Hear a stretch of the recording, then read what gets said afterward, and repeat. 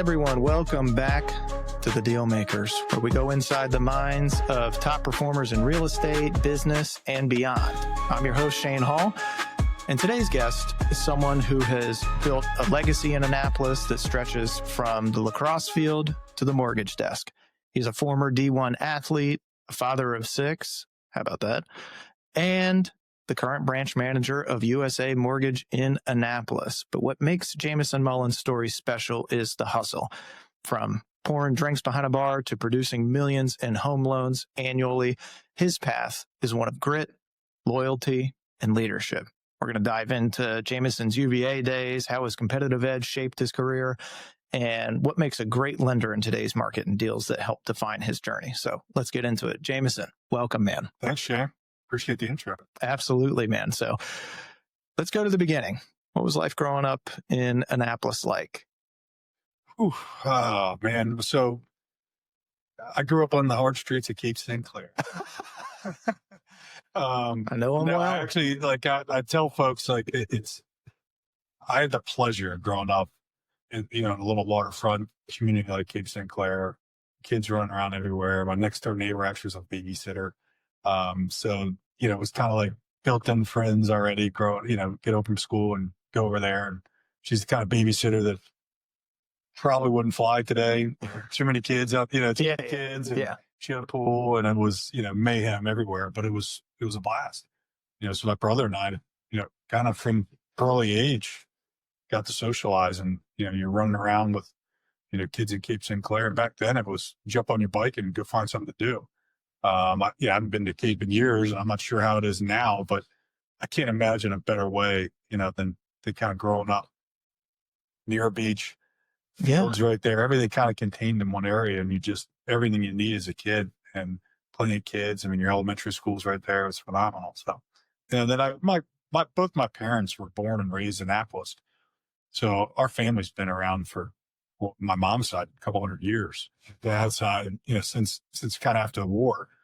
My mom grew up on Duke of Gloucester. My dad was the first house was in Amber Heights. No kidding. Yes, damn, incredible, right? So we kind of knew everybody. My dad was somewhat of a local lacrosse legend. My mom, like I said, grew up downtown Annapolis.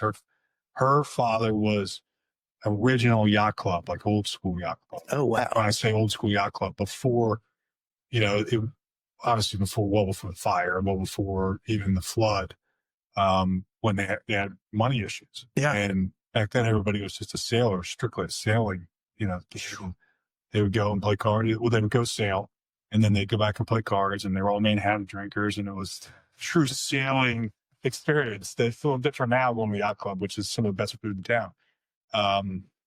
But, so I grew up downtown Annapolis with my grandparents. I grew up on Navy golf course with my grandfather, who lived right back up to Navy. It was cool, man. I wouldn't change it for the world. I love, being born and raised in Annapolis. I love being a true Annapolitan family that, we're all kind of still here. It says something about a town where your family really doesn't, everybody's back. There's not a lot of people that leave, it seems like, which is pretty cool. Do you ever have that thought about getting out and going somewhere else? It's funny you say that. I just said to my family this morning, I said, maybe I'll just move to Florida. And my one daughter is sophomore in high school, looking at me like I'm, 2 heads and you're crazy dad. But no, not really. I mean, it's too long. We have, my wife's family's all here. Tara's family's all here. My family's still all here. We're downtown Annapolis for Christmas. We're downtown Annapolis for school. We're on the water all summer. It's just, it'd be a big change. I would like to, maybe have a second home somewhere someday, but we need to have, with 6 kids, I got to get into college before I start thinking about a second home. Yeah, you do, man. This is a great place to be. It's a hard sell going anywhere else. Yeah, I get that, man. So you come from a lacrosse family. You mentioned your dad, Terp legend. How about it? Yeah. All right. How did that shape your discipline and competitive mindset? I grew up with my dad coaching everything, so he coached my brother and I at Cape St. Clair, in the old school days, the fields were literally just across from the grounds down there. We knew everybody. We played with the same guys for 5 or 6 years. It wasn't club. There wasn't bouncing around. Yeah. You grew up, wanting to, beat the hell out of Serena Park guys or Edgewater guys, or you got tired of getting the South County boys beating the heck out of you, or the Annapolis boys, beating the heck out of you on the field. Like, so it was, you kind of grew up together, and it wasn't like going out, let's go find a better player. We had to just get better. And, my dad used to, even in college, he'd be like, come back when you weren't playing or something, he'd be like, just get better, son. You just gotta get better. Like, he said that to us all.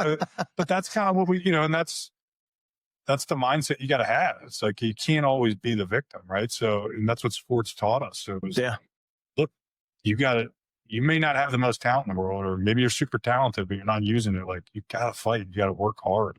And really, it's one of the reasons why in this business, I think athletes thrive, because you're constantly getting knocked down, right? And then you got to get back up. And it's like a daily fight every single day, and the tough survive. 100%. So you learn some valuable lessons on the streets of Cape St. Clair.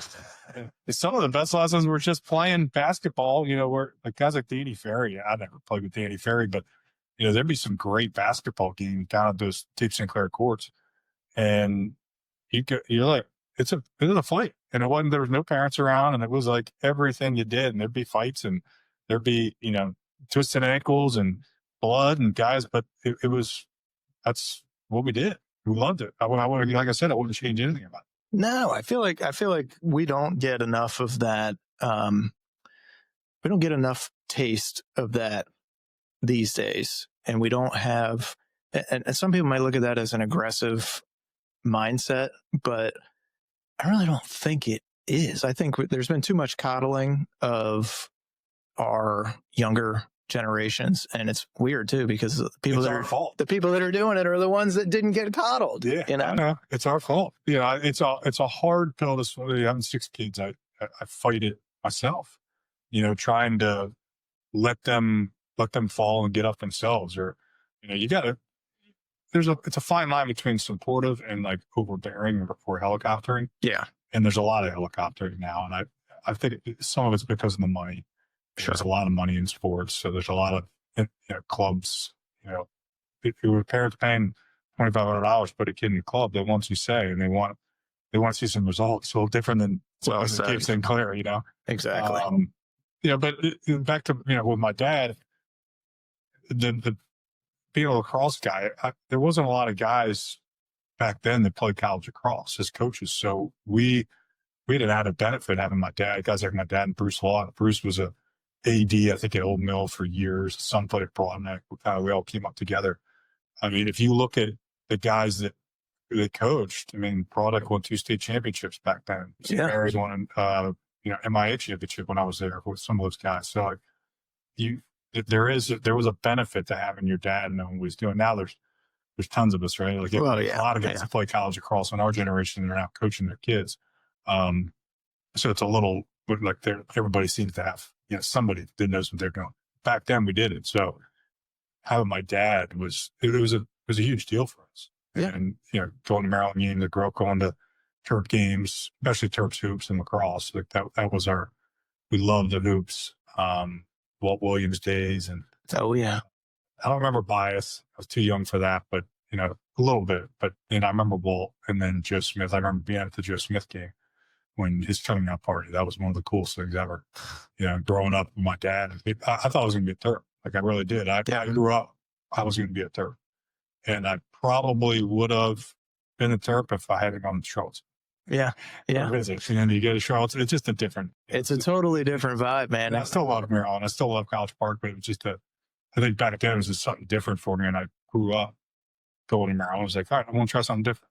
Yeah. I could see, sometimes you look back and go, well, what if I had gone to Maryland? How different would it have been? Probably a lot. But I would have loved that too. It would have been fun. Yeah. You would have made the most of it, man. The College Park campus, even when I was there, was completely different than what it is today. So I'm consistently amazed at their recruiting classes and people that they were able to get to sign up. It's amazing how good the school is too. Oh yeah, it is one of the top institutions around, and what folks don't understand about it, when they won that national championship in 2002, that totally changed the dynamics of University of Maryland. Not that it wasn't a good public institution before that, but as soon as that happened, you started seeing a new generation of kids from really around the country wanting to go there because they want to be a part of something cool like that. Yeah. Region, I think, had a couple good years after that too. And You certainly did. I remember talking to folks that like the applications almost doubled, I think, overnight after they won the championship. So it's amazing what sports will do, right?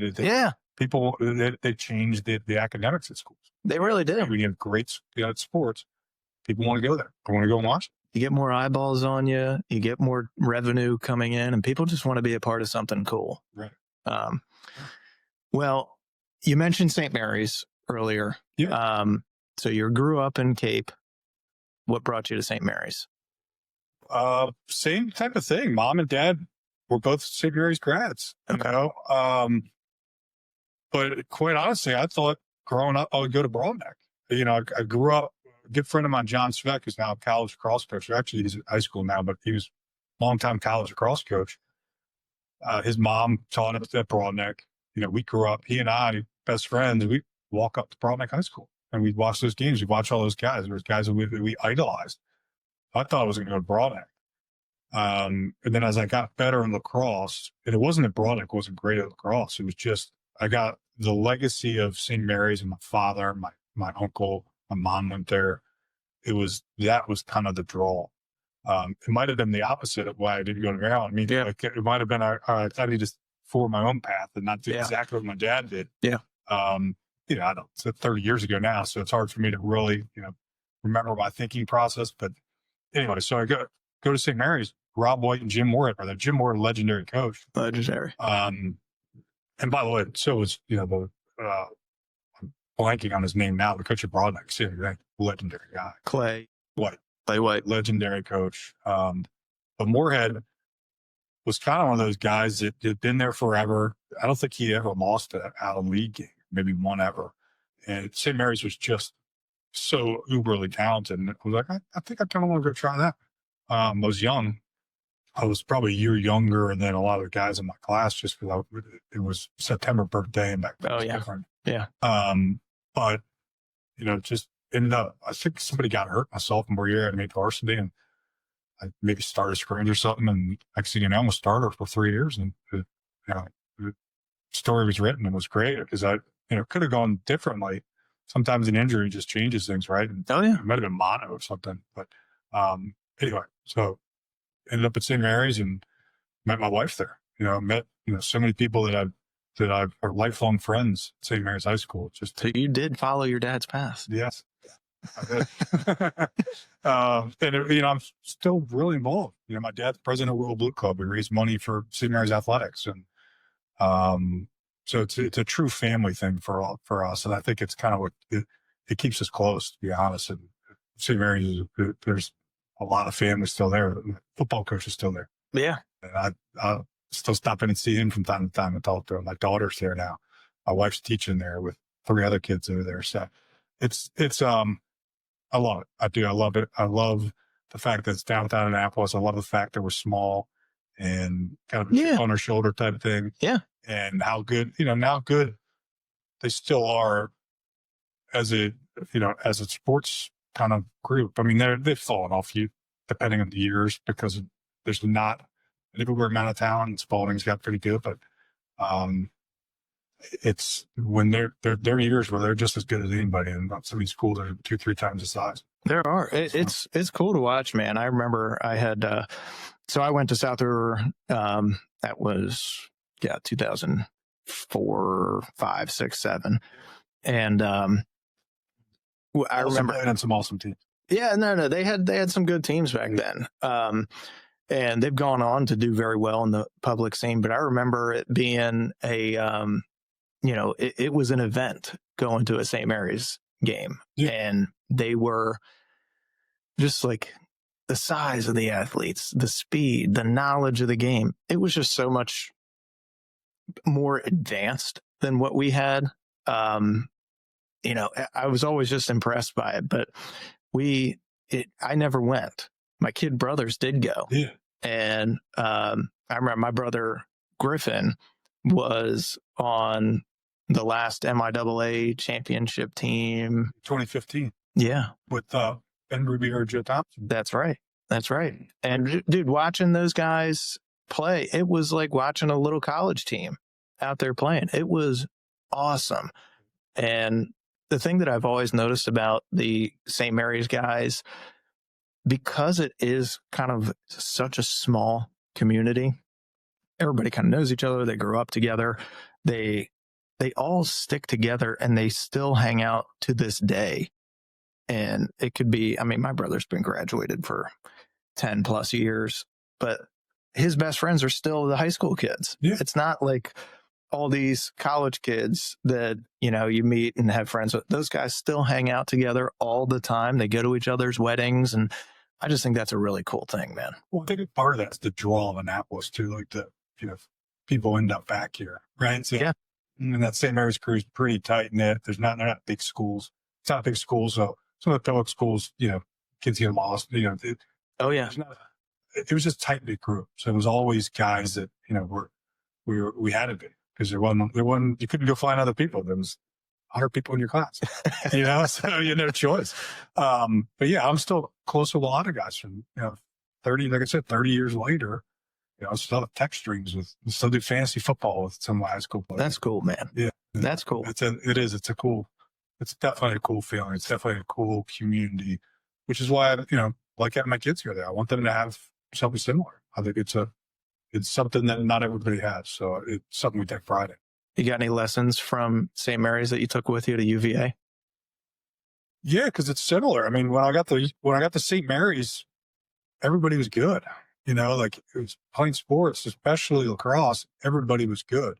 So, you kind of had to earn your way. You had to fight, to get playing time. And it's still that way. My daughter's, fighting and sacrificing and doing what she's got to do as a teammate just to get on the field. And that's what you want. I mean, that's what you want. You want for that for your kid. You want them to learn to fight.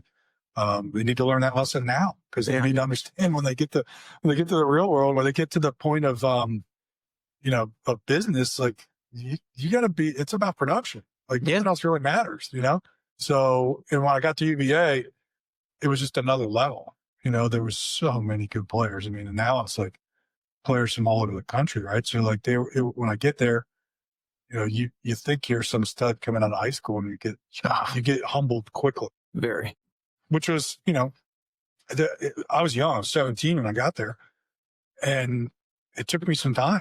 It really did. I thought it would just, and I got to play right away, and took my lumps and had some, some tough times, but it definitely taught me that, look, it's no matter what, you think you should keep getting chances, or you think you should be just given, production.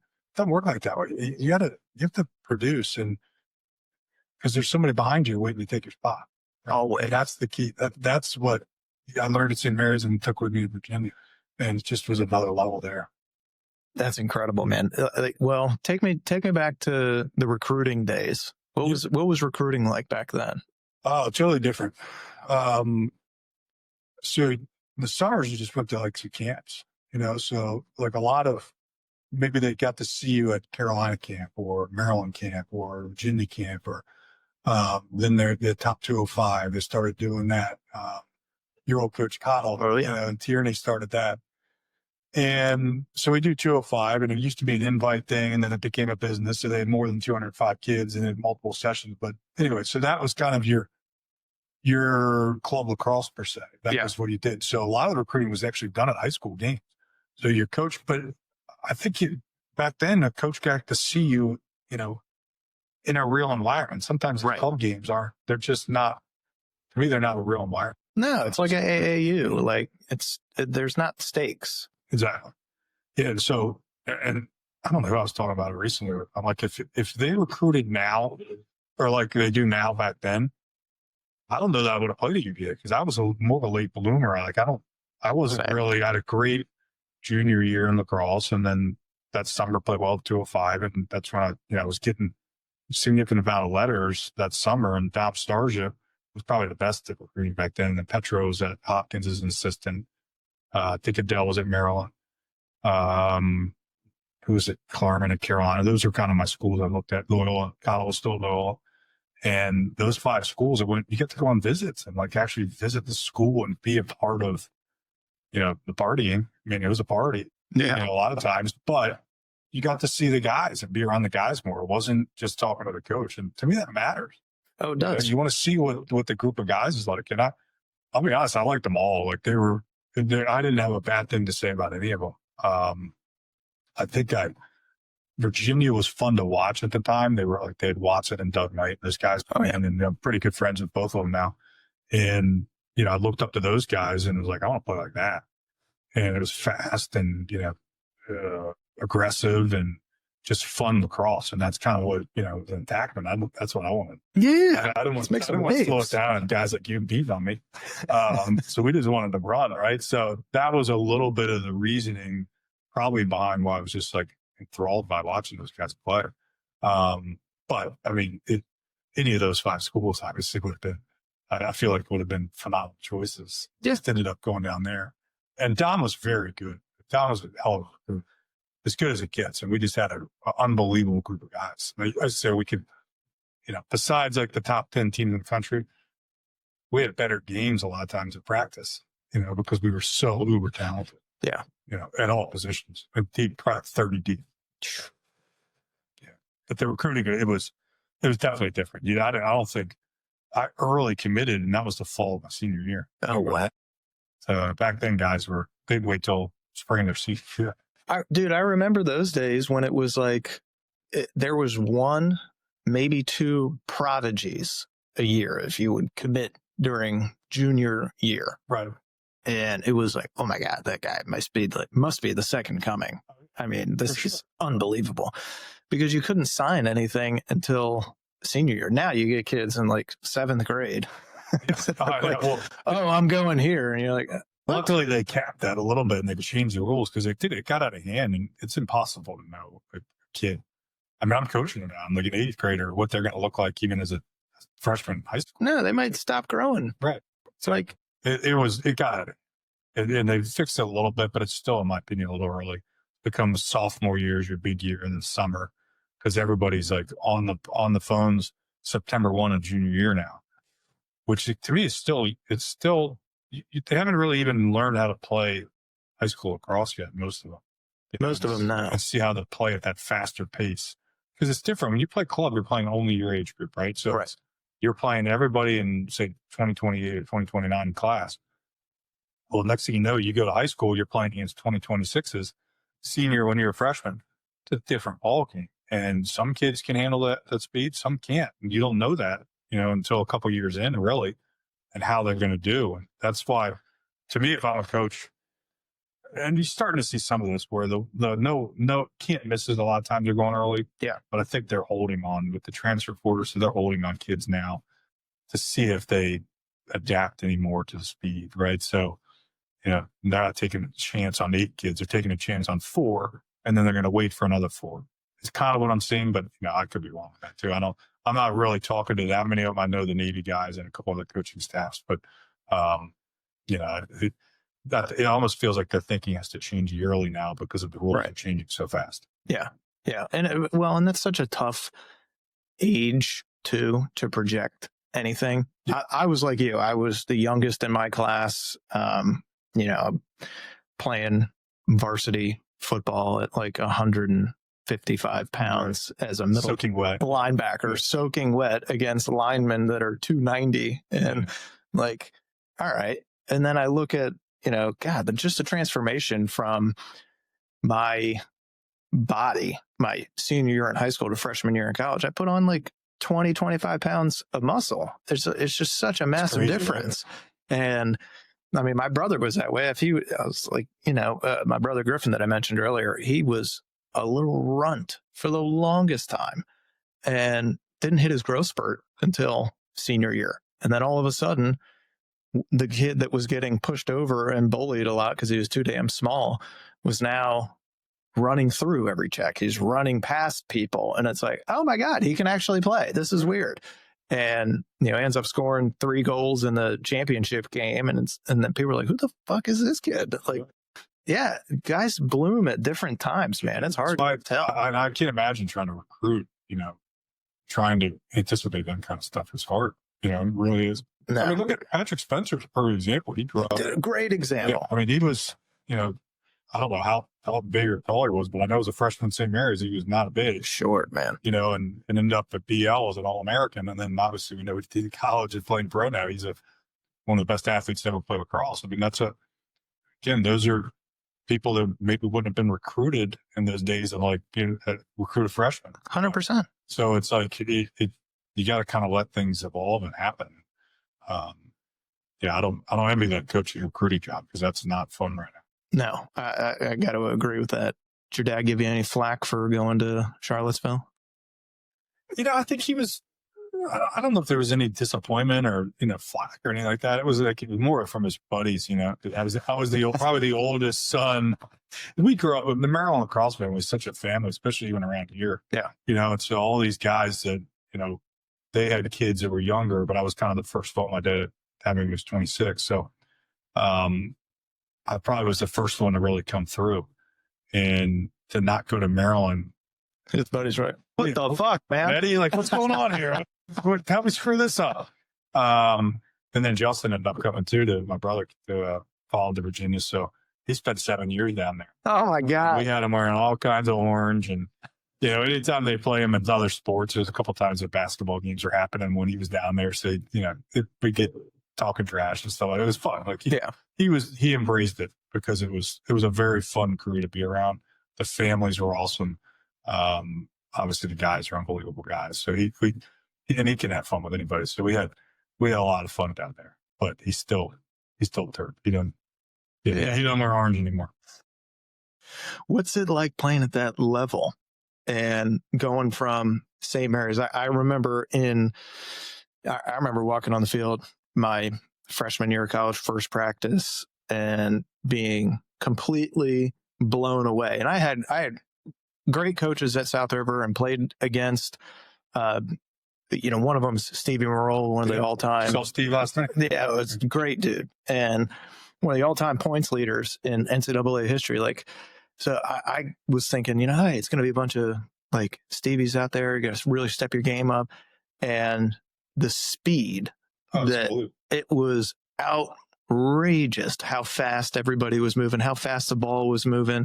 And I just felt totally overwhelmed with it. It took me a while to kind of get used to it and get acclimated. Well, I think what happens is you get the best players on every high school team. You end up on college, right? So it's like you're now not just the best player that you scored before, all right, best player, I'm one of the best players at St. Mary's. One of the best players in the county, maybe even in the state. Now you go to Virginia, it's that's everybody on the team. Yeah. Everybody's like that. So if you're not playing to the next level and really picking up your pace, and some guys can't, they may not have it. It's just not everybody's built that way. I was pretty, I was middle of the road, probably athlete on the team, maybe, kind of an upper third, but there was some guys like J. John Bear and Ryan Curtis and, Chris Fratelli, these guys are thoroughbred athletes, right? Especially Jay and Ryan. That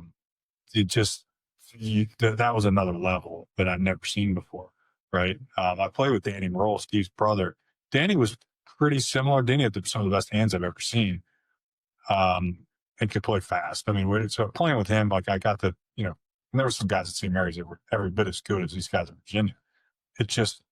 When you get to the top guys were probably a little bit better, maybe similar, but it's that kind of lower end. Everybody's good in that lower end.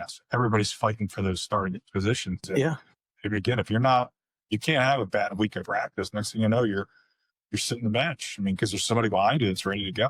Exactly. It is a hard pill to swallow, but it also teaches you every day matters, right? You got to be ready to play every day. And I'm the same way. It took me probably till my senior year to really grasp that. I was 21-year-old senior, so I was young still. So you can also see why some of these older guys thrive when they have a couple more years. Oh yeah. Become men and understand, what it takes. And it does make a difference. Yeah, it made me resent the guys that were, 24-year-old seniors. And you're like, mother effer. Yeah.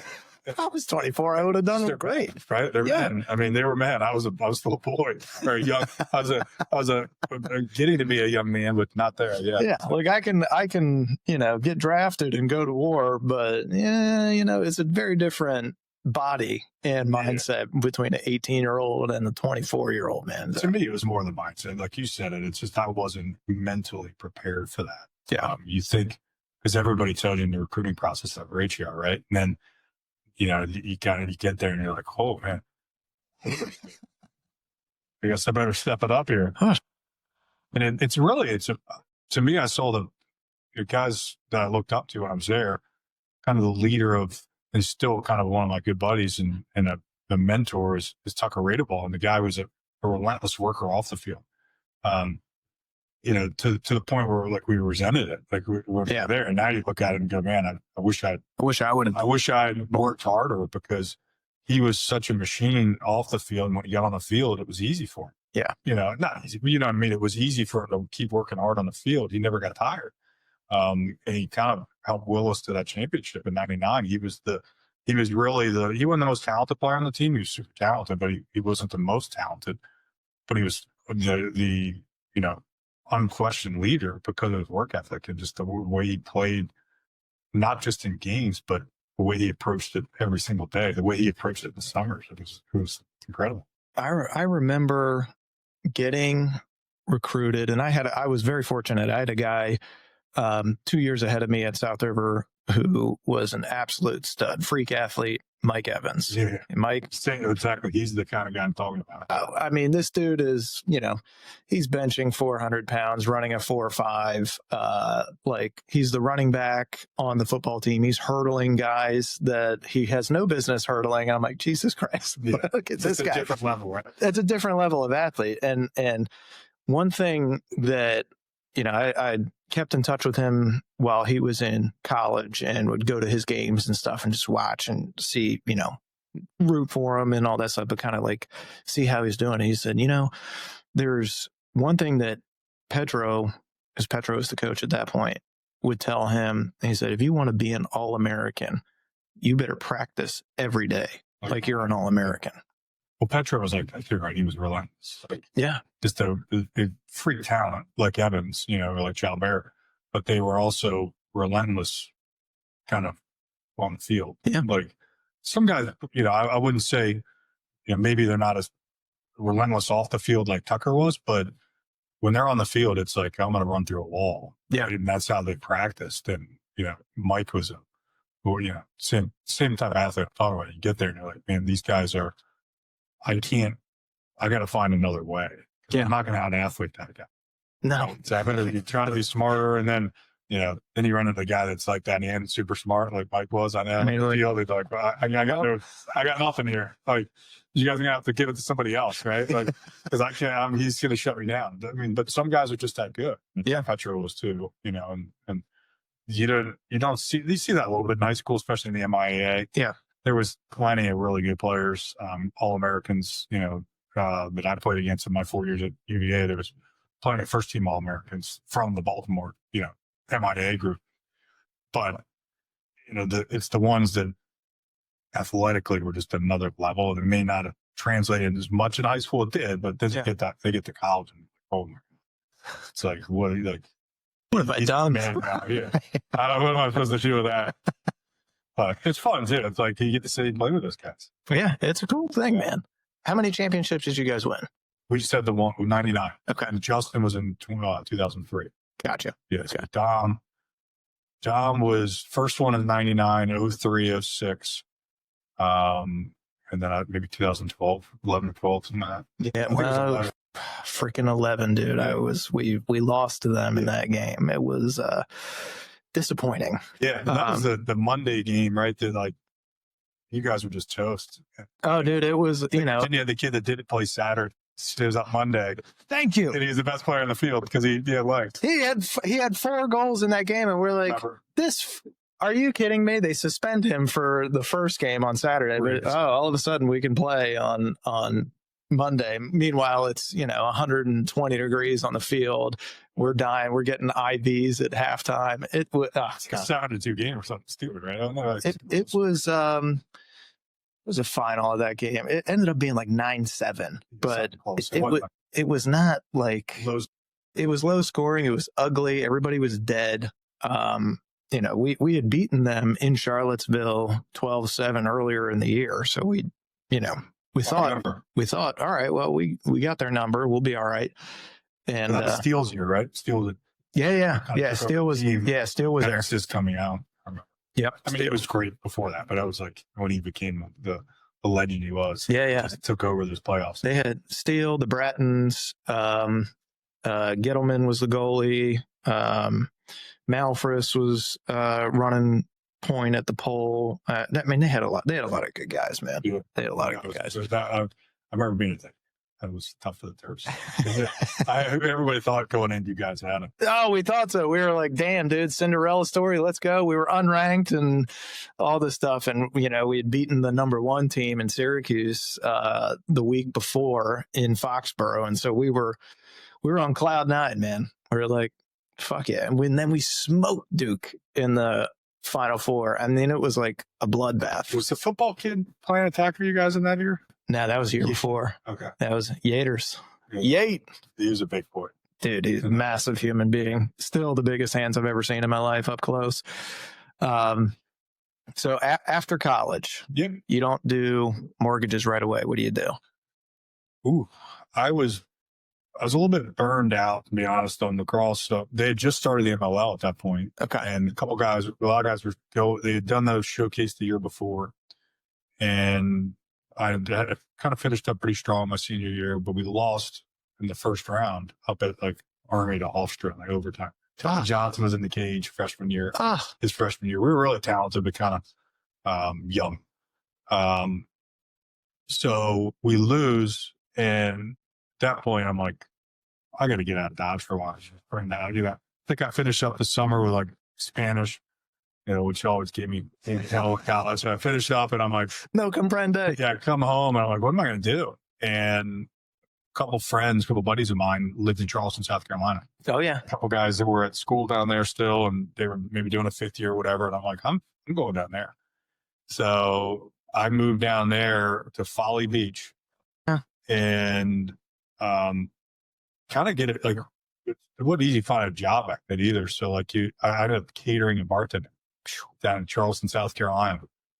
Could be worse though. Could be worse. Yeah, it's a nice setting, man. We live right on the beach. I mean, we're talking Folly Beach is like kind of the surfer, kind of hippier area. Oh yeah, of Charleston.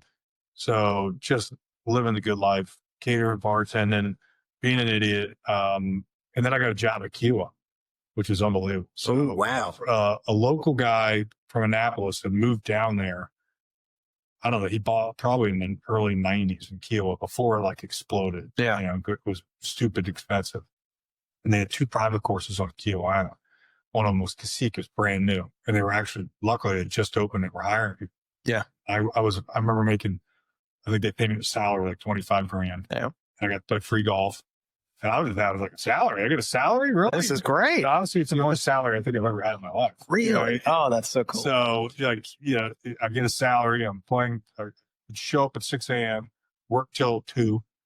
And then, just as a cart boy, basically, cart barn guy and bringing the carts out. And there was a no-tip facility, and that's why they paid us, it was one of those places, really nice. Yeah. But then we got to go play golf in the afternoons. That's cool. So I got to play a lot of golf. Was basically doing that, go home some nights we party. It became tough to like the 6 a.m. because it was a 45-minute drive at least in the morning from Folly to go in town and then back out to Kiowa. Yeah. So it was tough, to be partying all the time and taking it to work stuff. The party, we still had a great time. I mean, you're 21 years old, so don't get me wrong, we had fun. But just being out, it was exactly what I needed. Let's put it that way. That's a wild lifestyle, man. That's so cool. Well, I tell folks now, I'm like, if it hadn't been for my wife, girlfriend at the time, it's kind of like, I better get home to her or she's going to find somebody else. But if I hadn't gone home, I'd probably still be there doing the same thing, living the good life. No kids, like just a knucklehead, 45-year-old. You'd be Kenny Powers. Yeah, exactly. Some guy like talking about, going out and playing like weekend games at the local muni. Yeah. So you made the right decision coming home. But what year did you come home? 2002, I believe. Okay. 2002, because I graduated in 2001. Went there. It was like the summer of 2002 or like the fall of 2002, something like that. I actually got a job at a title company first. Okay. Through golf, because it was, my father-in-law knew this guy. Back then, 2002 and 2003, after 9/11, they really did like plummeted rates, like to get the economy going. Yeah. It was refi central. I mean, and it was easy refis. Like you're talking, that's when all the liar loans started, all those types of things. So he was inundated with business because it would just be, he was getting 100 orders, a week for refinancing. We needed somebody basically to come in and just like open up cases for him and maybe train me to like, eventually be a settlement agent or something like that. And I think we quickly found out that it wasn't suited for, the detail piece of that. He was like, yeah, you're more tall for James. If you want to get into, you ought to, and you should be a loan officer. I'm like, okay. That's not a bad idea. He's like, I think you'd be better at that. Funny. I said, Dick Ham was his name, the guy that was the title attorney at the time.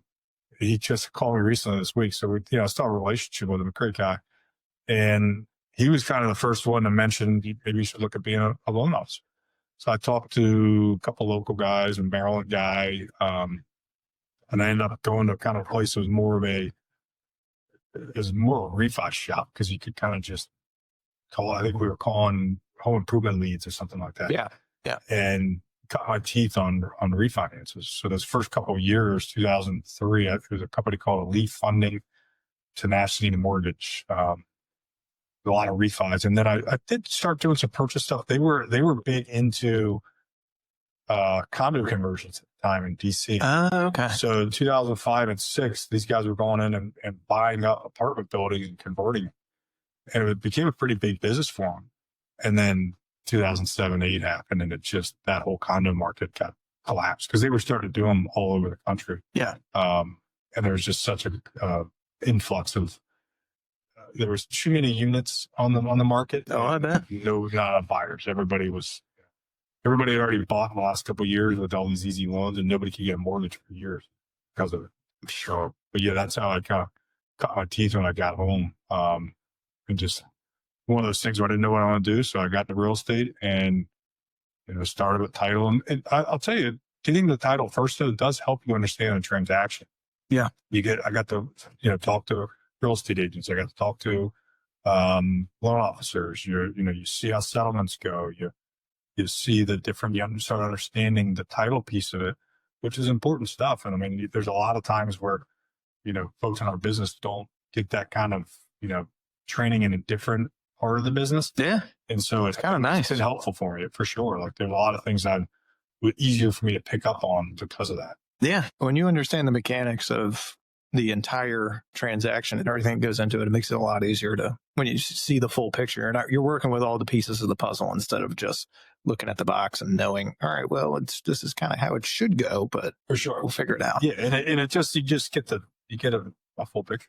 Yeah. You just kind of see everything that's happening, and it also kind of lends itself to what part do I want to play in this? Yeah, that's true. Where do I want to be long-term with it?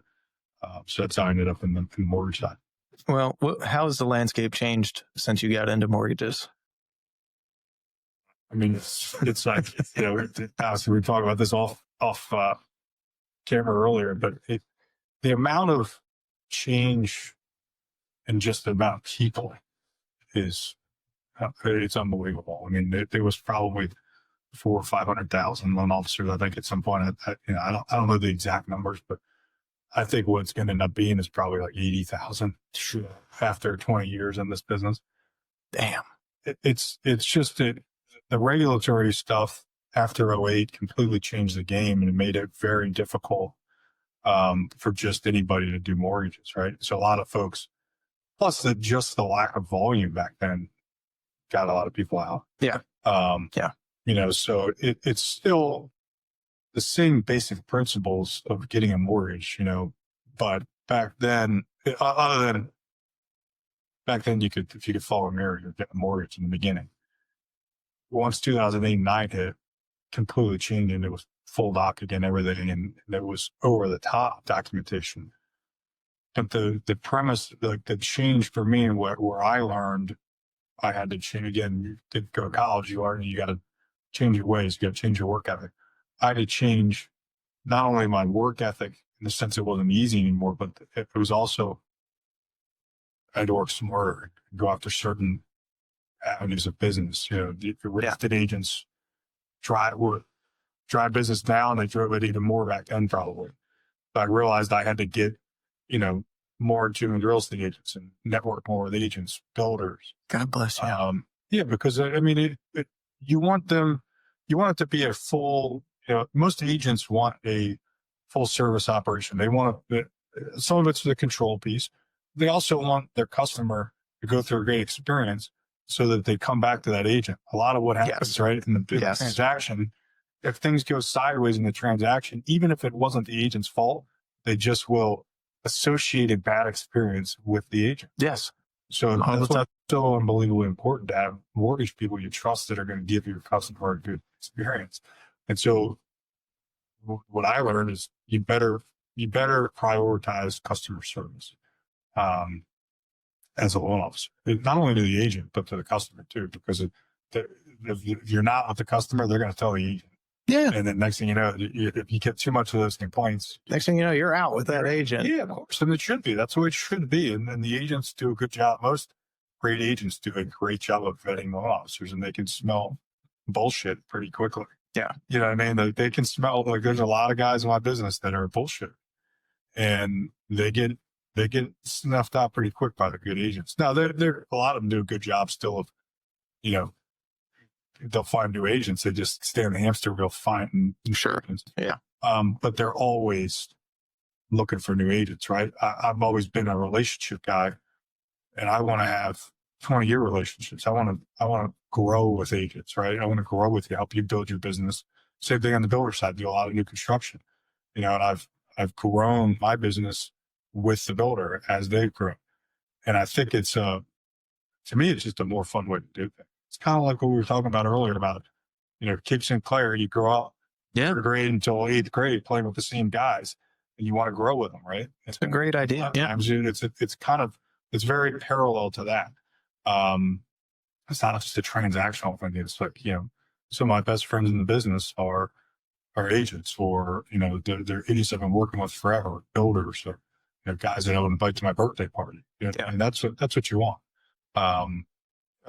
Makes it more enjoyable. It does. Yeah, I mean, are you going to have that with everybody? Of course not. But you want to enjoy, an agent I respect in town, who's one of my good friends, invite me to his son's senior night for baseball. Oh, that's cool. Yeah, those are kind of things that's like, it's nice to be a part of their life too. Yeah. See what you help them build. And I think the agents feel the same way about their lenders. Like, I like to see, they like to see me do well. That's what they want. Same thing on the builder side, titles, everybody, like, you can kind of see over the last 20, 25 years, that's how the great people in the business have built their business. There's not a lot of just transactional folks that are just grinding the phones all day long. They're building relationships. Yeah. And we've had and this is slightly off topic, but I promise I'll weave it back in there, Trump style. We've had a couple of clients and people close to us pass away in the last year, and it makes you realize how finite time is. And the older you get, the less of it you have, obviously. That's how it works. But it makes you want to do what you do and be happy doing it. Do something that you feel like you're making a difference. But if you can do it with people that you enjoy doing it with, it makes it a lot more enjoyable. And you're not here forever. Well, I don't know if my wife likes me reminding her that she doesn't care now. The kids are young, but some of my best relationships I've met through golf. Yeah. Lacrosse and golf. Because you're kind of, it's like-minded folks, right? Like, you want to be able to go out and play golf with somebody. First of all, I think you can really understand somebody and their character on the golf, how they are on the golf course. But I also think what you can go out and do something you enjoy and talk shop with. Yeah. And talk about other things, obviously, too, but it's just a way of, kind of de-stressing while also working. Yeah. And I've got a lot of great relationships through golf. Like, a couple of my builders, a couple of my real estate agents, we got to play golf. I met guys like you through lacrosse. Some of my colleagues have met through lacrosse. Like, we play lacrosse after college together, and we go to games and things like that. And it's a kind of a bond. That you're right. It makes it more enjoyable. That's the thing, because it's work is work. And I love doing mortgages. I love helping people get houses. I love getting a phone call I got the other day from a, young couple that, they were just letting me know they were out the first day at the house and the kids were outside and running around, right? And they're just thanking me, things like that. But, I don't talk, I'll stay in touch with them a little bit, but I don't talk to them, weekly or monthly, like I will some of my agents or some of my builders, Sure, title guys, things like that. So, like, you want to have people that are in it with you. Exactly. In the trenches with you, doing it every day. It's back to the team building stuff. You got guys that each one of you has a role, and it's nice to enjoy doing what you do, and it makes it easier when you got a team. By the way, they also got your back. Yeah. If there's a mistake is made, or maybe it's something that wasn't your fault, or, you want the agent to know that the lender is going to, do everything they can to get that problem solved, or do whatever, even if it's whoever's fault it is, it doesn't really matter at that point. It's like, nobody cares. Let's just get the problem solved. Right. Yep. And having you back and not just putting your hands up. It's a big deal. And, somebody's in the trenches with you, they're fighting to get every deal done for you, because it's obviously our livelihood, and our kids depend on it. Right. Yep. So that's an important piece. And it's nice to know you have people that are in the trenches with you. You coach and mentor your kids and their teams. How do you lead both at home and in the office?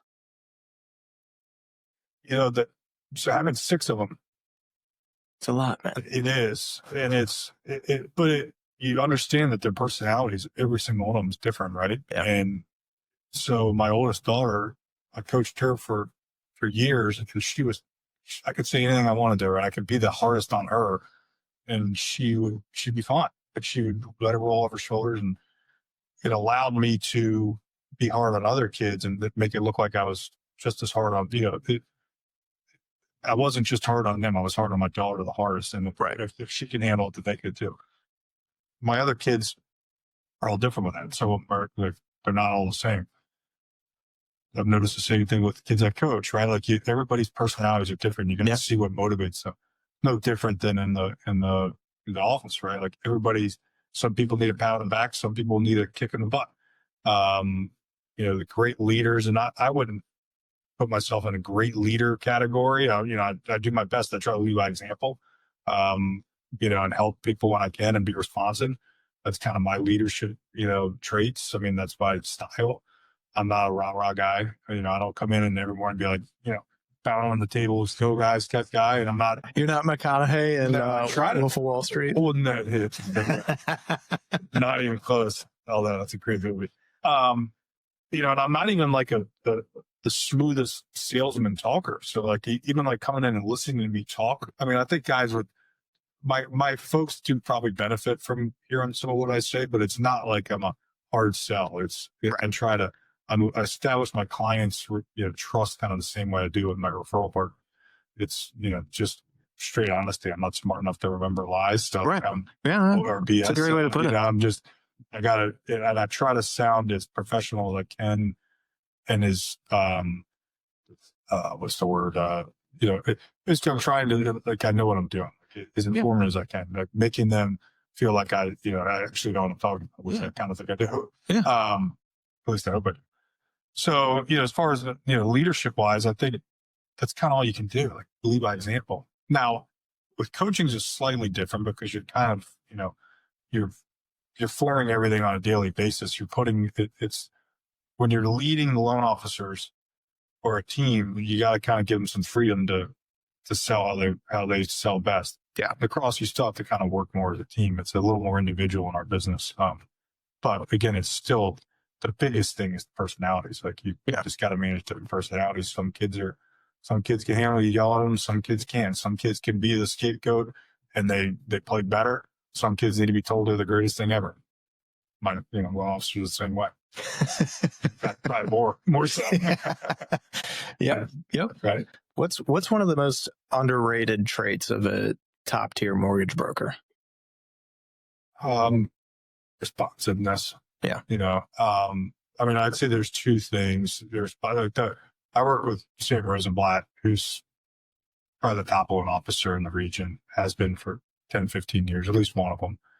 And, Sam is incredibly responsive with his customers. I've kind of built mine the same way, responsive with your referral partners, because a lot of times you need quick answers. Folks need quick answers. So if you're not getting back to them that day, you better be getting back to them the first thing in the morning. They better know why. Or, sometimes it's text, hey, I'm at a funeral with family. I can't make it. You want me to have somebody call you, or can I call you tomorrow? Most, like 95% of the time, it's calling tomorrow. So, I feel sorry for your loss.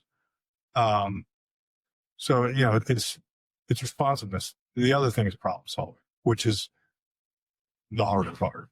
So the responsiveness is, that's probably 75% of being a great loan officer, and you can make an awesome living if you're just responsive. I think the top tier guys are the greatest loan officers I've seen, and frankly, the greatest real estate agents are problem solvers. And there's a bit of a difference in intellect there. You got to obviously be smarter, right?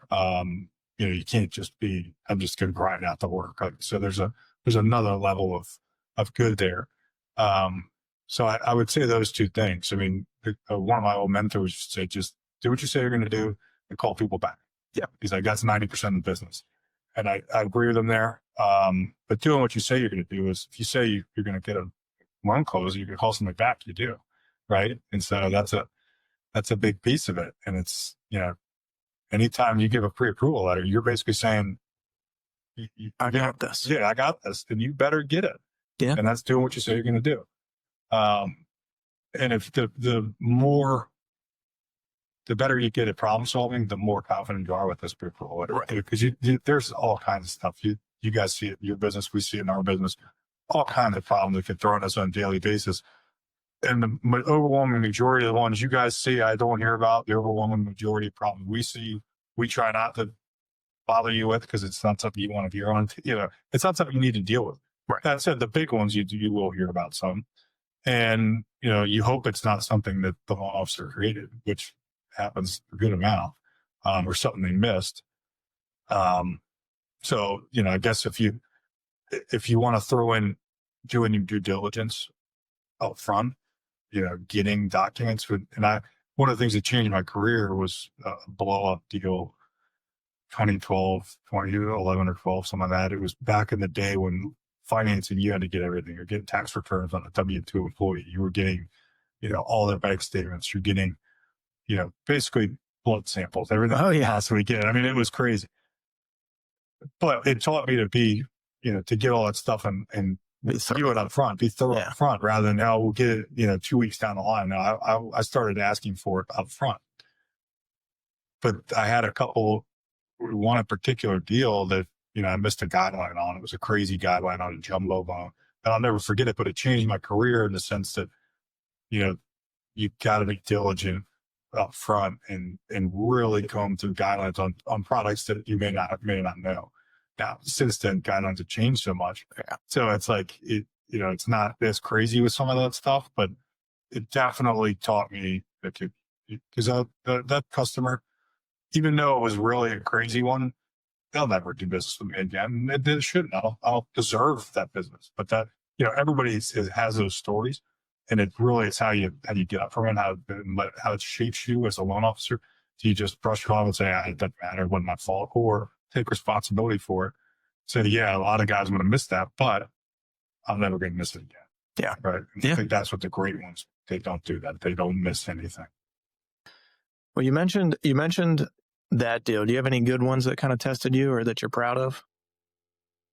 One of the first builders I ever started working with, I've been we had these kind of mini refi booms after 2010. And so I'd get some of that. And I was doing some purchase business starting to build my career.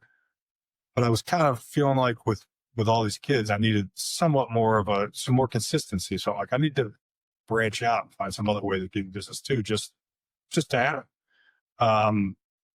So I reached out to this builder again I had a contact through playing golf, and they just happened to be looking for another lender at the time, and played golf, and they threw me a tough deal kind of at the end of the year. And it was a kid right out of dentist school, and he's becoming a dentist, but he's a 1099. Yeah. And you and me both know, 1099 employee like you guys are, you got to have somewhat of a work history to know how the expenses you got to have, right? Before you can get a loan. And my mentor at the time, he and I got into it and dove into it hard. And the builder put some pressure on us to get it done. Because it was back when builders, I think when we went through 2008 as a builder, might have had it worse than even the lenders did. Yeah. These guys had purchased land and things, and they were losing their shirts. Yeah. And so these guys were trying to rebuild their business. And they really needed to get it done because their credit lines the next year depended on what they closed the year before. And so closing this by the end of the year was a huge deal. Well, I worked on Christmas Eve to get a loan approval, and then worked on, we had some conditions we had to get to. So I'm working on a New Year's Eve, not all night, but we ended up getting this thing closed. And I'm working with them ever since. It's 15 years ago, or 13 years ago. So you never know that one deal that's going to change your career, which is why you got to kind of treat them all, with the utmost respect, because something could just change you. So you could save a deal or, get a deal done that, on a timeline that nobody else could do, and next thing you know, that's your referral source for life, or that's your partner for life. So that was probably one of the ones that, I think about as, one of the more important ones that ever got done. Definitely proud of that. Yeah. And I think the one I talked about before that, though, the one that beat me out, the one where I missed something, it was that's the one I remember more. You just I can't. Like that athlete mentality. I remember the losses more than I remember the wins. Exactly right. Exactly. Yeah. How do you balance being responsive and being everything for the client, but also having 6 kids, a wife that needs you? That's something that I think top agents struggle with, top brokers struggle with. Have you been able to find that balance? And if so, how? Yeah, it's getting better. The better the older I've gotten, the more I've learned to shut it down a little bit and just be, you're still responsive. I mean, the problem with the phone is that you can do it from anywhere, right? So you go on vacation and you're like, I can't miss anything. But I've learned to trust my team more, or at least try to trust them. But that's a tough thing. Yeah. I talked to my dad and I was about that. My dad ran a pretty big CPA firm. His father had started, and my aunt took it over, and they built it, to a pretty good size. And but he would tell me he even struggled with trusting your team, with your work, because, nobody's you. Like you take responsibility for what you're doing. So, but the more you trust that you've trained them properly, or the more that they prove that they're ready to go, it's on you to trust them, because they want that. They want the responsibility, right? So I've gotten better with that. But it's still a struggle, you're still trying to be there and be present for them. And it goes quick, so I already got one in college, and my youngest is 10 now. It's hard to believe. We're still playing lacrosse, and my kids are running around, right? And it happens so fast. And I honestly, I'm enjoying them as much as ever now, because they're older, and you can talk to them a little more. The teenage daughters thing is a little not going to figure out. They all of a sudden have an attitude. They don't look at you as their hero dad anymore. It's like dad's the one that's a pain in the ass. Yep. And mom. But, they do have, their personalities now, and you're seeing them become young adults. And, my daughter in college, another one going next year. And it's like you kind of realize, all right, I did something right. Yeah. And it's nice to also be like, look, I'm busting my butt so that they can have, the things that they're. So they can have the stuff. Yeah. But the one thing I will tell you is having 6, they had to fight for it too. It's not like we didn't have endless amounts of money or anything. So like, guys, you gotta go work on your own. You gotta earn this, that type thing. So it does, having 6 of them, they learn pretty quick. That's cool, man. Yeah, for sure. Well, let's do a little rapid fire Q&A before we wrap. What's your favorite? Excuse me. What's your favorite local spot for a celebration dinner in Annapolis? Probably depends on what the celebration is. Tara and I love Midnight. Oh, yeah. We've always loved that place. I don't know how long I've been there now, probably 20 years, but that's usually, if we ever have, like, we don't, over the last 20 years, we haven't had that many nights out, right? At least just the 2 of us. But that's a great spot. If it's more like a family type, party type thing, it's always McGarvey's. McGarvey's is kind of a family, affair for us. My mom was actually one of the managers there for Mike Ashford when I was born. No So kidding. pictures of me in the Johnny Jump Up in the manager's office. That my dad's on the wall in the back, right? So like, I think That's cool. Our McGarvey's team picture up in there. Oh yeah. So like, my dad's McGarvey's team, Ashford did, years ago with legends from Maryland on that team. So it's just kind of like, that's been our place. We go there for Christmas Eve every year, see the same. Oh, that's cool, man. So I love it there. There's Shot Tit's great now. Like, some of the newer spots, but of the ones that I would say, if I had 2, one for my wife and I to go to on or the family to go to for a real like nice dinner, I would been 909, maybe Luna's. Yeah. And then the McGarvey's is the clear cut par. The old staples, man. She's the staple, right? One piece of financial advice you wish more people followed. Oh, start saving early. It's never too early to save, and and pay attention to your credit. I think a lot of kids don't understand it's important to pay your bills on time. Yeah. And then people get too far down the line and they go to buy a house and like, well, why can't I get because you got late? Well, it was just a $30 late payment or something, but it doesn't matter. It's a pattern, right? So I think our financial literacy is probably one of the biggest flaws of our school systems now. That's come up a few times on the pod. Has it? Yeah. And to me, I feel like that's one of those things where I was lucky enough to have a CPA father. Yeah. So conservative, very, very much a trusted advisor to his customers. And so my grandfather, even more conservative. Great Depression. Oh yeah. World War II veteran hero. So we were just a conservative family. So it was don't overspend, don't save your money. And then that hit, I'll never forget an old school agent, Dave Wright, years ago, a friend of my father's, said to me, Jamison, as soon as I got in the business, save your money. He said, because you're going to have times where, he said, just make sure you save your money. So in our business, that would be the biggest piece of advice. Yeah. Save your money. Save your money. You never know when you're going to need it. Hardest part about being a mortgage broker? Probably the hours and the unpredictability of the hours, I would say. To me, that's the toughest thing probably about your guys' business too, right? Yeah. You just don't, you're kind of always on. Yep. I'd say that's the toughest thing. Yeah. 9 to 5 to it. And even there's not a lot of vacation. You can try, but good luck, right? Exactly. I'd say that's the toughest. Best part of being a dad of 6? Just having them around you all the time. It's just kind of like you're never lonely, which is nice. Do you wish you had some alone time? Sure. Sometimes. Yeah, but I think just, the best part of being a dad of 6 is, you've got, kind of your crew for life.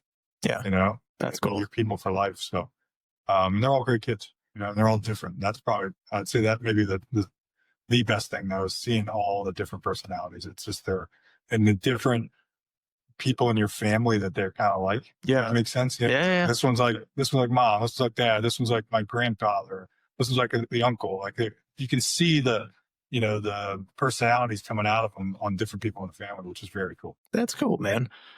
Other than your phone, what's one tool or piece of technology you can't run your business without? Other than your phone, it's a computer. I mean, everything's so computer based now, I guess I could write everybody's info, but it's almost impossible to do what you need to do without having a computer. All of our technology, because you can do it, nobody wants to print anything anymore. Yeah. In fact, this is actually a cool story. When I worked at a bank years ago, they were initially trying to go to the paperless stuff. It was like 2007 or 8. The first month they saved $400,000 in paper costs. And then it went away from that and everything was paper again after 2008 and 9. But then as we've gotten back into like everything's right, you guys probably don't print anything anymore. I mean, all the contracts are all done paperless and all of our disclosures are mostly done paperless except for the stuff that's been recorded. So you can't really do anything without a computer anymore. Yeah, no, I agree. UVA or St. Mary's, you had to get the band back together again. Which team's going to win in a backyard tournament? UVA versus St. Mary's? Yeah. Oh, that's a good question because a lot of those St. Mary's guys all played with major D1 guys. Yeah. Too. Probably UVA, but it would be closer than you think. Yeah. We were number one team in the country in high school, so that team was uber talented. I mean, it was an all-star team in Anne Arundel County, frankly. Minus a few guys, but it was incredible. That's awesome. It'd be close, but UVA. What's your pregame pump-up song? Now, because I coach the girls, probably like Pink, Raise Your Glass. I put that on and I'm like, embarrass my daughter with her friends in the car. If it were me, it would probably be like me actually playing still.